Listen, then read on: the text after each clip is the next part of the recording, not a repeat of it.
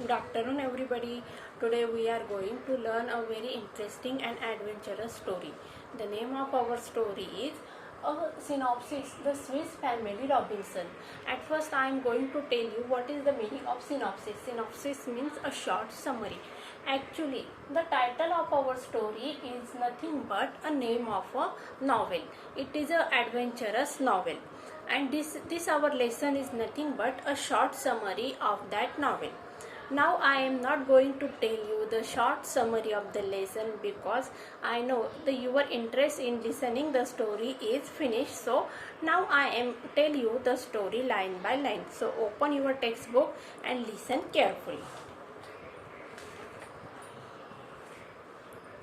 The Swiss Family Robinson is well-known adventure novel.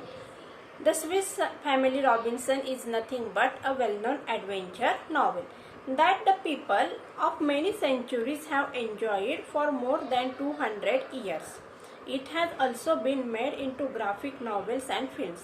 This story is nothing but a novel, and this novel is not a simple novel but it is an adventurous novel, and people from many centuries like this novel, enjoyed this novel, and not only they like this novel but also the pictures are also created on this novel. This is the short summary of our first paragraph. Now second paragraph. The novel written by the Swiss clergyman Johann David Wyss is not just an adventure. Means the writer of our novel is the Johann David Wyss, and the meaning of the clergyman means priest. The author of our novel is Johann David Wyss. It is not just an adventure. It aims at teaching the young people values like self-reliance, determination, love for your family, cooperation, and prudent use of the resources. The meaning or the aim of the writer to write this novel is it is not just an adventure novel, but the writer has a different views in his mind. He wants to teach the people, that the young people, the values. Which values he wants to teach? The values of self-reliance, determination, love of your family, cooperation, and prudent use of resources. बघा, आपलं हे जे novel आहे ते novel म्हणजे आपल्या समोर जी story आहे ती स्टोरी म्हणजे एक नॉवेल आहे आणि तिची शॉर्ट समरी आहे. सिनॉप्सिस म्हणजे काय? Short summary. आता हे नॉवेल म्हणजे काय? मग मी आता सांगितलं एक शॉर्ट समरी आहे एका नॉवेलची, आणि हे जे आपलं लेसन आहे ते एक अतिशय छोटं आहे. नॉवेल बरंच मोठं आहे आणि हे नॉवेल कसं आहे? ॲडव्हेंचरस नॉवेल आहे आणि हे नॉवेल खूप लोकांनी आवडलं आणि या नॉवेलवर पिक्चर सुद्धा बनवण्यात आलेला आहे. मग आता या नॉवेलचं रायटर कोण आहे? तर नॉवेलचे रायटर आहे जॉन डेव्हिड विस. आता यांचं या नॉवेल लिहिण्यामागचा उद्देश फक्त ॲडव्हेंचरस स्टोरीज लिहायचा असा होता का? तर नाही. तर त्यांना तरुण मुलांना काही व्हॅल्यूज म्हणजे नीतितत्व मूल्य शिकवायची होती. त्यामधलं पहिलं आहे बघा, सेल्फ रिलायन्स म्हणजे काय? स्वतःच्या गोष्टी करायला शिकणं, म्हणजे इंडिपेंडंट व्हायला शिकवणं. त्याचबरोबर बघा काय सांगितलं? डिटर्मिनेशन म्हणजे काय? ध्येय, एखादं टार्गेट निश्चित करायचं आहे आणि ते प्राप्त करण्यासाठी प्रयत्न करायचे. लव्ह फॉर युअर फॅमिली, आपल्या कुटुंबासाठी असलेलं प्रेम, आणि पुढे कोऑपरेशन म्हणजे सहकार्य, and prudent use of the resources, आपल्या अवतीभोवती जे काही गोष्टी आहेत त्यांचा काय करायचा? प्रॉपर यूज करणं शिकायला पाहिजे. आता प्रुडंट म्हणजे काय? वाईज म्हणजे योग्य असा वापर, आपल्याला आपल्या एन्व्हायरमेंटमध्ये ज्या काही गोष्टी आहेत त्या गोष्टींपासून योग्य वापर करायला शिकायला पाहिजे. It also has good lessons relevant in natural sciences, good husbandry and even the mathematics. म्हणजेच या लेसनमध्ये आपल्याला काही बऱ्याचशा गोष्टी शिकायला मिळत आहे. त्यामध्ये काय? Natural science. त्याचबरोबर गुड हजबंडरी म्हणजे काय? केअर, म्हणजे आपल्या आजूबाजूला असणाऱ्या गोष्टींपासून आपण प्रॉपर यूज करून घ्यायचा. त्याचबरोबर निसर्गाचं काय करायचं? संवर्धन करायचं आहे. अँड इव्हन मॅथमॅटिक्स, गणित. आपण जे काय पुस्तकात शिकत असतो त्या पुस्तकातलं गणित आपल्याला प्रॅक्टिकली आपल्याला काय करायचं? यूज करायचं आहे, किंवा निसर्गापासून आपल्याला गणित शिकायला या लेसनमध्ये मिळणार आहे. चला तिसरा पॅसेज बघूया. Some elements of the novel do stretch reality to a certain event. Some elements of the novel, आता काही घटक आहेत या नॉवेलचे, ते काय करतात बघा? Stretch the reality to the certain extent, ठराविक गोष्टींपर्यंत ते काय करतात? रियालिटी म्हणजे काय? वास्तवता आपल्या समोर डोळ्यासमोर आणत आहेत. But we must consider that it is a work of fiction, not a fact like. पण म्हणजे हा नॉवेल वाचताना आपल्याला काय वाटणार आहे, हे नॉवेल म्हणजे दुसरं तिसरं काही नसून एक सत्य घटना आहे. परंतु रायटरने काय सांगितलेलं आहे, ही स्टोरी एक काल्पनिक कथा आहे आणि यामध्ये आपल्याला काय करायचं आहे, नॉट अ फॅक्ट फाईल, वस्तुस्थिती नाही आहे, तर ही काय एक काल्पनिक अशी गोष्ट आहे. Given below is a synopsis and outline of its basis story. मग आता या ठिकाणी पुढे जे आपल्याला काय सांगितलेलं आहे ते काय शॉर्ट समरी आहे, थोडक्यात स्टोरी आपल्याला सांगण्यात आलेली आहे. चला पुढचा पॅसेज बघूया. William, Elizabeth and their children had been travelling in a ship when the ship was caught in a great storm. काय सांगितलंय बघा, आता आपली स्टोरी सुरू झालेली आहे. आपल्या स्टोरीचे सेंट्रल कॅरेक्टर्स आपल्याला सांगितलेले आहे. कोण आहे सेंट्रल कॅरेक्टर? विल्यम आणि त्याची मिसेस एलिझाबेथ आणि त्यांची मुलं. हे काय करतात बघा, had been travelling, past perfect continuous tense. कुठं प्रवास करतात बघा, इन अ शिप. ते सगळेजण काय करत असतात, बोटीने प्रवास करत असतात. Ship was caught in a great storm, आणि ही शिप काय होते, एका वादळामध्ये, भयंकर वादळामध्ये अडकते. आता बघा, द अदर पॅसेंजर्स इव्हॅक्युएटेड विदाउट डेम. मग आता बोटीवर फक्त विल्यम आणि त्याची फॅमिली असते का, तर नाही, त्यांच्याबरोबर अजून बाकीचे पॅसेंजर्स असतात. पण ते पॅसेंजर्स काय करतात, पटकन त्या ठिकाणाहून निघून जातात, म्हणजे समुद्रामध्ये उड्या मारतात, कारण त्यांना पोहता येत असेल तिच्यामुळे ते काय करतात, त्या समुद्रामध्ये उड्या मारतात आणि सुरक्षित ठिकाणी निघून जातात. And his family including the young children Fritz. बघा काय सांगितलं, without them William and his family including the young children Fritz, Ernest, Jack and Franz were left to survive alone. मग त्या ठिकाणी बोटीवर कोण राहत आहे, फक्त विल्यम आणि त्याची फॅमिली. विल्यम हा कुटुंब प्रमुख आहे, त्याची मिसेस आहे एलिझाबेथ आणि त्यांची 4 मुलं आहेत, Fritz, Ernest, Jack and Franz. हे सगळेजण त्या ठिकाणी were left to survive. To survive म्हणजे काय, जिवंत राहण्यासाठी, किंवा ते काय करत आहे, त्या ठिकाणी एकटेच राहिलेले आहेत. They withered the great storm waiting in the ship's hold. आता ते काय करतायत, ते प्रचंड वादळ जे समुद्रात आलेलं असतं, ते वादळ शमण्याची किंवा वादळ शांत होण्याची वाट बघतात.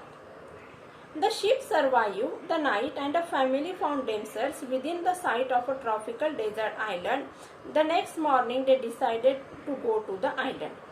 बघा मग काय होत आहे, The ship survived the night.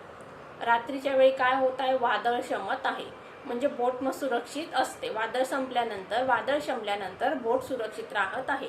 मग आता त्यांना काय दिसत आहे, त्यांना काय दिसतं बघा, त्यांना म्हणजे कोणाला, विल्यम आणि त्याच्या कुटुंबाला, की आपण एका सुरक्षित ठिकाणी पोहोचलेलो आहे. ते कुठं पोहोचतात बघा, इन अ डेझर्ट आयलंड, एका वाळवंटातील बेटावर ते सुरक्षित येऊन पोहोचतात.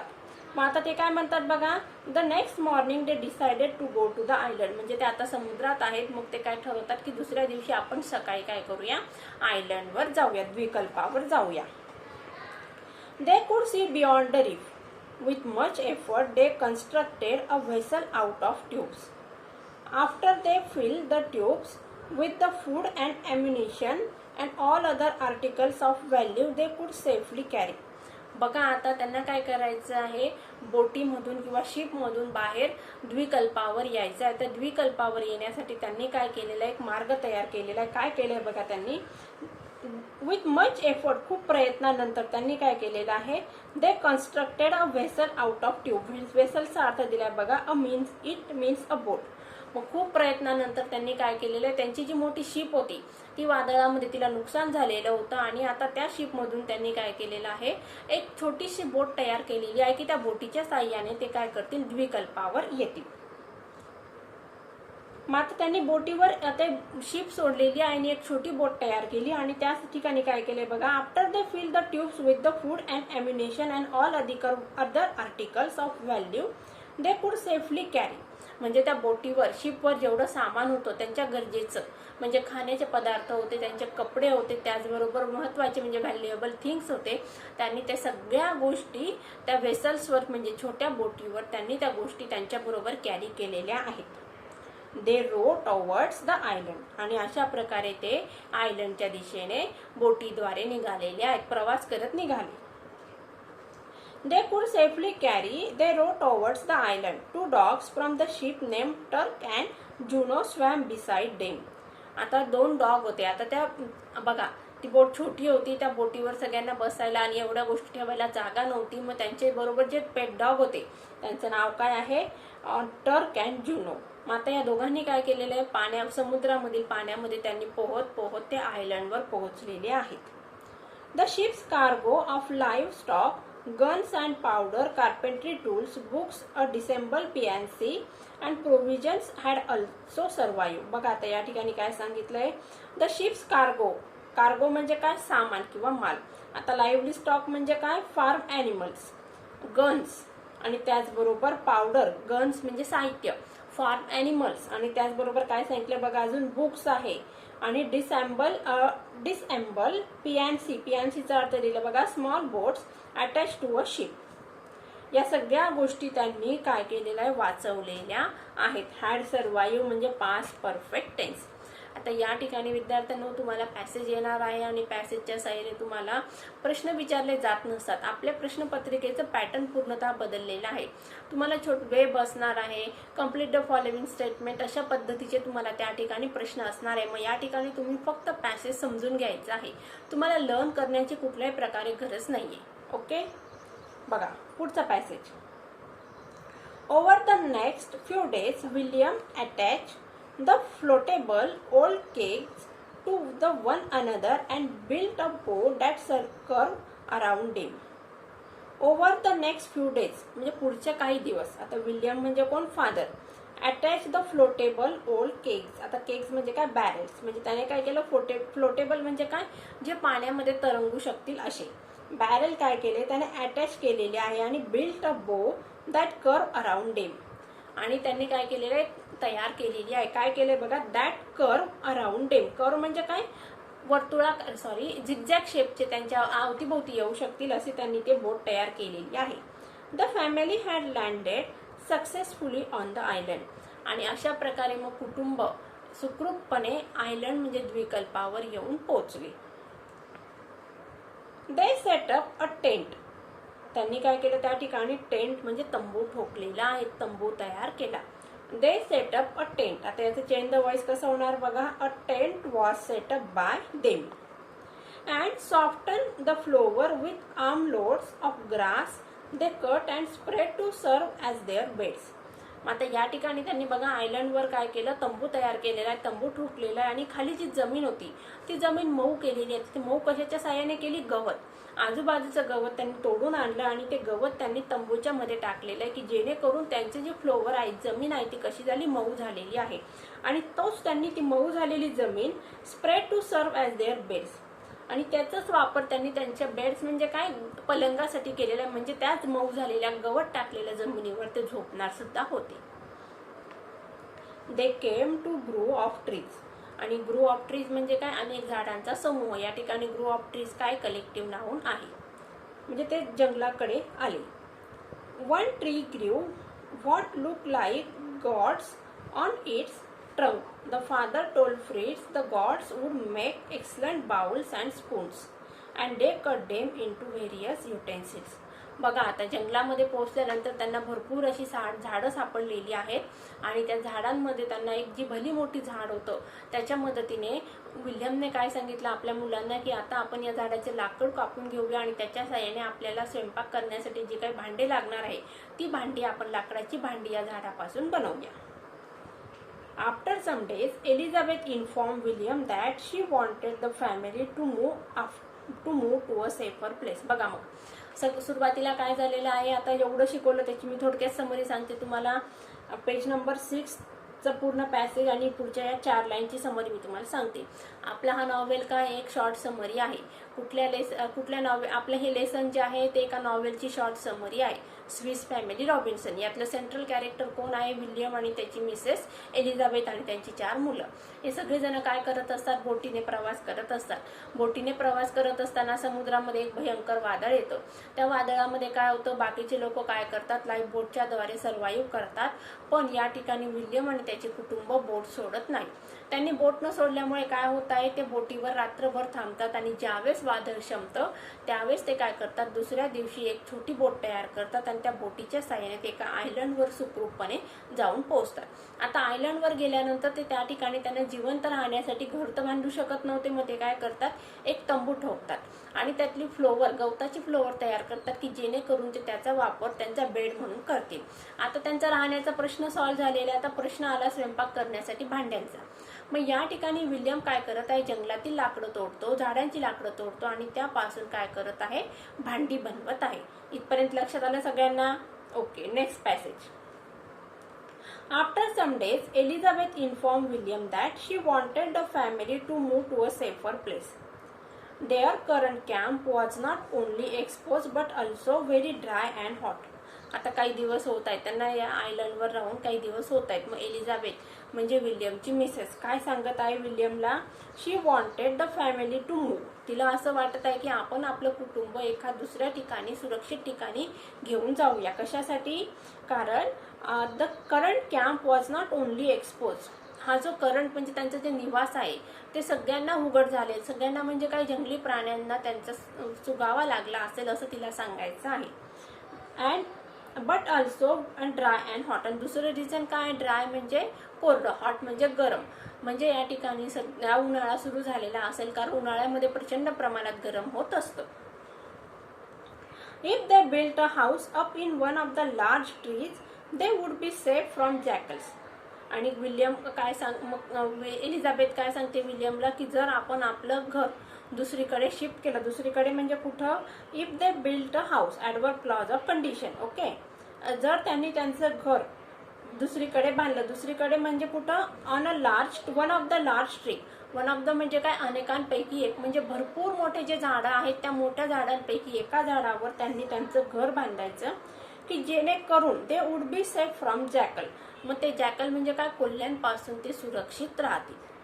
म्हणजे मी पहिले सांगितलं होतं बघा की जंगली प्राण्यांचा त्यांना त्रास होऊ नये म्हणून एलिझाबेथने काय केलेलं आहे, विल्यमला सांगितलं की आपण आता दुसरीकडे राहायला जाऊया। तर दुसरीकडे राहायचं म्हणजे कुठं राहायचं, तर जंगलामध्ये उंच उंच जे झाडं आहेत त्या झाडांवर त्यांना त्यांचं घर बनवायचं आहे, अशी कल्पना एलिझाबेथने विल्यमला दिली। She describe a perfect tree for the project, one whose trunk was nearly 40 feet in diameter. मग शी डिस्क्राईब, मग तिने वर्णन केलं की आपलं घर कसं बनवायचं किंवा कुठं बनवायचं। मग काय सांगितलं बघा तिने, परफेक्ट ट्री, परफेक्ट ट्री म्हणजे काय, योग्य असं झाड, प्रोजेक्ट म्हणजे प्रकल्प, one whose trunk was nearly 40 feet in diameter. आता झाडाचा बुंदा किती असणार आहे, 40 feet, डायमीटर म्हणजे ज्याची लांबी रुंदी किती असणार आहे, 40 feet असणार आहे, एवढं मोठं झाड त्यांनी शोधून काढायचं आहे। The branches were very long and extended straight out from the trunk. आणि त्या झाडाच्या ब्रांचेस कशा पाहिजे, खूप मोठ्या लांब पाहिजे आहेत, making them perfect platform for the structure. Later when determining the height of the lowest branches, the father taught the boy geometry and how to use the triangles to measure big objects. बघा विद्यार्थ्यांनो, आपण गणिताचा वापर maths, algebra या ठिकाणी तुम्ही शिकत असतात, कशासाठी शिकतात, पास होण्यासाठी। इंग्लिश कशासाठी शिकतात, परीक्षेमध्ये पास होण्यासाठी। पण या ठिकाणी विल्यम काय करत आहे, त्याच्या मुलांना प्रॅक्टिकल यूज सांगत आहे की जेणेकरून मॅथ्सचा वापर, जॉग्राफिकल बघा या ठिकाणी ट्रायंगल, स्क्वेअर यांचा वापर प्रॅक्टिकली कसा करायचा, त्याच्यापासून घर कसं बनवायचं, या गोष्टी या ठिकाणी विल्यम मुलांना प्रॅक्टिकली करून दाखवत आहे। आणि त्याचं जे प्रॅक्टिकल नॉलेज आहे तो मुलांना या ठिकाणी शाळेत न पाठवता या ठिकाणी त्यांना प्रॅक्टिकली तो शिकवत आहे। Later when determining the height of the lowest branches, the father taught the boy geometry and how to use the triangle to measure the big objects. He measured a defined distance from the trunk and he calculated the angles using the several measure rods, determining that the lowest branch was 30 feet off the ground. अशा प्रकारे त्यांनी मोजमाप केलेलं आहे। Next passage. The man knotted a rope at certain intervals and attached piece of bamboos in each knot. The man knotted म्हणजे काय, गाठी बांधल्या, कशाला, रोप म्हणजे काय, दोऱ्याला, सर्टन इंटरवल्स म्हणजे काय, ठराविक अंतरावर त्यांनी काय केलं, दोरीला गाठी बांधलेल्या, ब्रांचेसला काय केलं, दोर गुंडाळला आणि त्या दोरीला काय केलं, ठराविक अंतरावर गाठी बांधलेल्या आहेत. आणि त्या ठिकाणी त्यांनी त्या गाठी बांधलेल्या ठिकाणी काय केलं, अटॅच केलं. बघा काय जोडलेलं आहे, पीस ऑफ बांबू. बांबू म्हणजे बांबूचे काय केले त्यांनी, काठ्या त्या ठिकाणी त्यांनी ऍड केलेल्या आहे. ज्या ठिकाणी गाठी बांधल्या त्या गाठीच्या ठिकाणी बांबू उभारलेले आहेत. Thus they created their ladder. अशा प्रकारे त्यांनी त्यांची काय केली, शिडी बनवलेली आहे. आता एका ठिकाणाहून दुसरी ठिकाणी जाण्यासाठी आपण बघा टेरेसवर जाण्यासाठी काय करतो, शिडीचा वापर करत असतो. आता या ठिकाणी त्यांना जमिनीपासून वरती झाडावर ज्या ठिकाणी त्यांनी त्यांचं घर बांधलेलं आहे तिथपर्यंत जाण्यासाठी त्यांनी शिडी उभारलेली आहे. Father return to the beach and collected driftwood thinking it would be perfect to build a sledge. आता वडील परत आले, कुठे आले, किनाऱ्यावर परत आलेले आहे. कलेक्टेड द ड्रिफ्टवूड म्हणजे काय बघा, पाण्याबरोबर वाहत जाणारे. आता पाण्याबरोबर वाहत जाणारे असं लाकूड त्यांना शोधायचं होतं. कशासाठी बघा, thinking it would be perfect to build a sledge. त्यांना काय बनवायची होती, स्लीच बनवायची होती. स्लीच म्हणजे काय मी सांगते. On runners rather than the wheels. आता बघा बर्फावरून घसरत जाणारी घसर गाडी. काय बघा, स्लीच म्हणजे काय, बर्फावरून जाणारी घसर गाडी. आता तुम्ही पिक्चरमध्ये बघितलेलं असणार की पिक्चरमध्ये बघा ते बर्फावरून जाण्यासाठी काय करतात, काठ्यांचा वापर करतात. मग या ठिकाणी एली विल्यमने काय केलेलं आहे, त्या लाकडांच्या साहाय्याने घसर गाडी तयार केलेली आहे. Later they use it to transport the materials. आणि त्या गाडीचा वापर करून एका ठिकाणाहून सामान दुसऱ्या ठिकाणी नेण्यासाठी ते त्या काड्यांचा वापर करत होते. Meanwhile, Elizabeth announced that the garden she had been tending was producing healthy plants. बघा आता विल्यम आणि त्यांची फॅमिली यांनी आपलं घर दुसरीकडे शिफ्ट केलं. उन्हाळ्यासाठी त्यांनी आपलं घर दुसरीकडे शिफ्ट केलेलं आहे. आणि या ठिकाणी त्यांचा निवास कुठं होता, तर मग जंगलातील उंच अशा झाडावर त्यांनी आपलं घर बांधलेलं आहे. आता बर्फावरून जाण्यासाठी त्यांनी घसरगाडी तयार केली की जेणेकरून ते त्यांचं सामान त्या ठिकाणी वाहून नेऊ शकतील. म्हणजेच या ठिकाणी आपल्याला काय समजते बघा, या ठिकाणी विल्यम आणि त्यांची फॅमिली सर्वाइव्ह करण्यासाठी नॅचरल रिसोर्सेस यांचा परिपूर्ण वापर करून घेत आहे. आमच्याकडे भांडे नाहीत म्हणून स्वयंपाक कसा करायचा, आता बर्फावरून मी कसं जाणार, सामान कसं आणणार, या सगळ्या गोष्टींवर त्यांनी या सगळे जेवढे प्रॉब्लेम्स आहेत तेवढ्या प्रॉब्लेम्सवर सोल्युशन काढलेलं आहे. आणि ते त्या एका बेटावर आयलंडवर सर्वाइव्ह करत आहे. आणि ते कसे सर्वाइव्ह करत आहे, तर हॅपीली. बघा ह्युमन टेंडन्सी कशी असते, आपल्याकडे किती पण गोष्टी असल्या तरी आपण काय करतो, कायम रडत असतो. अरे नाही माझ्याकडे कूलर आहे, खूप गरमी होते, एसी पाहिजे होतं. म्हणजेच आपण प्रत्येक ठिकाणी प्रत्येक गोष्टीला काय करतो, नाकतोंड मुरडत असतो. परंतु या ठिकाणी विल्यम आणि त्याची फॅमिली काय करत आहे, त्यांच्यासमोर जे काही गोष्टी आहेत त्या गोष्टींमधून ते काय करत आहे, राहण्याचा सर्वाइव्ह करण्याचा प्रयत्न करत आहे. विद्यार्थ्यांनो आता येणारा पुढचा पार्ट जो आहे आपण नेक्स्ट लेक्चरला घेऊया. तोपर्यंत take care and good bye.